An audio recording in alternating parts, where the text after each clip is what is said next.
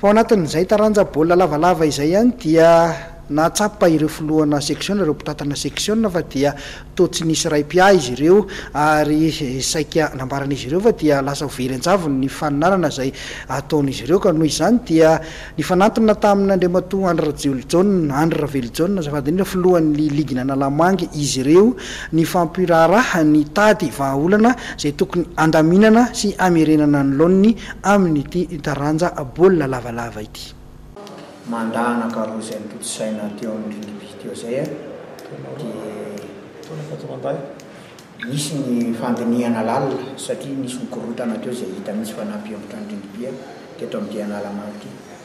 Tsapanay fa fahabangan'ny toeran'le filohan'ny ligina Analamanga mihitsy ny teraka ny tsy fahombiazana satria tsisy ray-pia intsony zay section. Teo anatrehan'izay dia mifamory zay mpitondra ny section teto Analamanga hoe inona ny hevitra ataontsika amin'ity satria na ny kianja ilalovana raha dia ifandrotahana ary mahatonga mety takany zavatra ny seteneny complexe zao dia manjary lasa tonga olana ao anay lasa miady ny mpanao rugby amin'ny resaka kianja satria tsisy lehibe mpandamina. Eo anatrehan'izany dia tena nahatonga fisainana sy ny fieritreretanay hoe aloha misy ntsika mijery azay raintsika tarika antsika amin'ity rugby ity fa tsy mety dia mifamory moa izay filohan'ny section eto Analamanga dia nanao azo fanapahan-kevitra zao hoe aloha atsoina amin'ny filohan'ny ligue satria mbola izy aloha filohan'ny ligue hatramin'izao izay mbola tsy azo soloina na soloina hoe ho PDS na hoe soloina olona hafa fa mbola président Andry Ravelonjona ihany zany mbola filohan'ny ligue. Dia nanatona anazy zay ny antso anazy hoe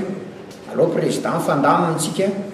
anasoroana zao disadisa zao satria raha tsika olon-dehibe indray nisaritaka dia mijaly eto le ankizy.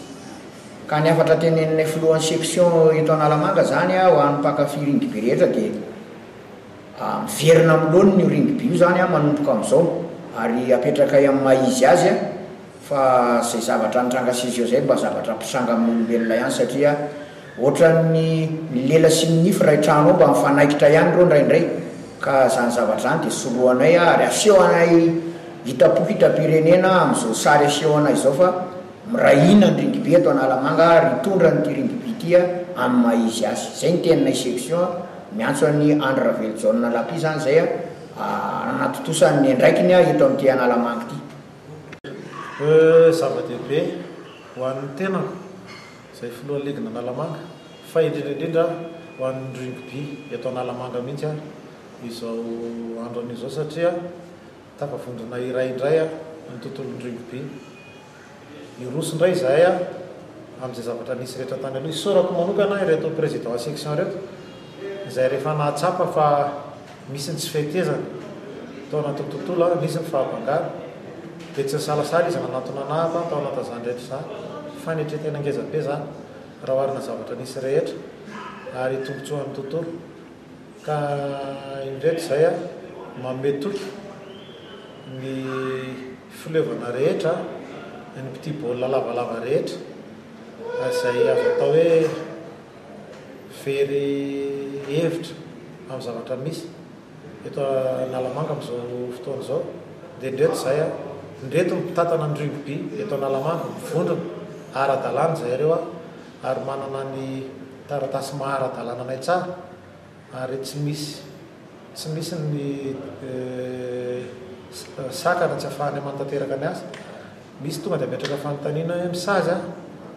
dia sanay no miteny fa efa mivaza ny olana izany ary izay dia tsy manana olana amin'ny fédération na kely ary